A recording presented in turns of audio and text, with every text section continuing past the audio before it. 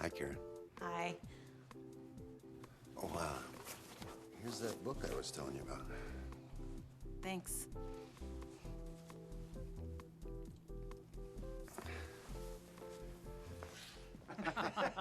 True. But you know what I was thinking? If he plays that good with only one testicle, maybe the whole team should get cancer. Oh, killed it, boss. I can't believe you said that. Oh, come on. I'm just saying what you're all thinking. I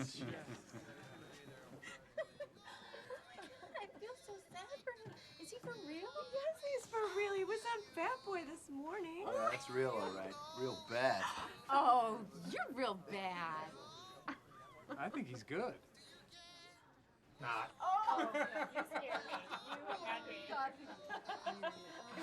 Oh, you hurt my back on that one.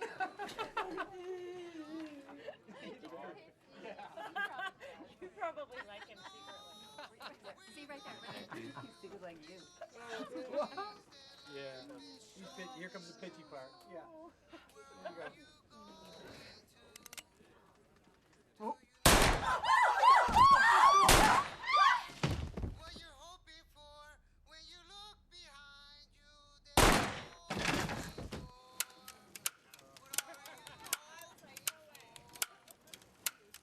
What about you, Frank? Did you see that freak on American Superstars last night? What? Last night, the freak on American Superstars. No. I mean, yes, I saw that guy accidentally. I don't watch American Superstars. You don't watch it, but you saw him. Yeah. Right, what are you, too good for the show?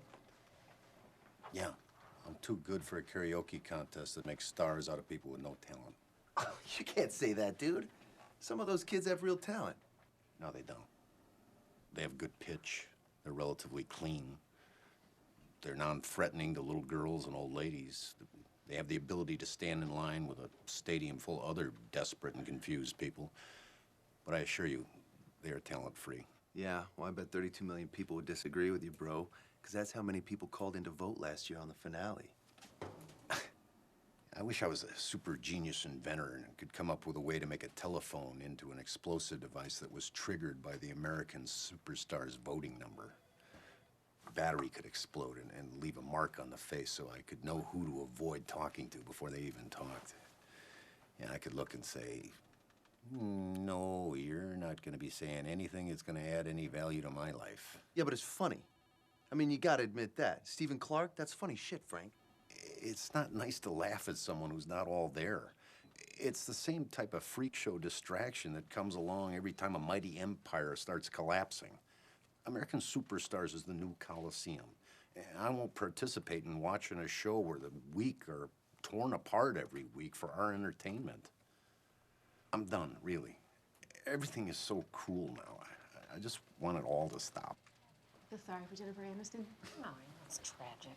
You know, and I don't care how many foreigners she adopts. I do not like Angelina Jolie. Either. I know. I mean, nobody talks about anything anymore. They just regurgitate everything they see on TV or hear on the radio or watch on the web. When was the last time you had a real conversation with someone without somebody texting or looking at a screen or a monitor over your head? You know, a conversation about something that wasn't celebrities, gossip, sports, or pop politics. You know, there's something important or something personal. You know what? Tate and Jeff were talking about that this morning. They were saying how their freedom of speech is in jeopardy. Well, you don't listen to them either? No, I don't. What are you more of a KT in a snake pit type of guy? Because those guys are pussies, Frank. All right? And they stole everything they got from Tate and Jeff. I really don't like any of them. How can you say that, bro? So maybe they're not politically correct, but it's funny, Frank. Well, seeing how as I'm not afraid of foreigners or people with vaginas, I guess I'm just not their target audience. You don't get it. If you got it, you wouldn't be so offended. Oh, I get it, and I am offended.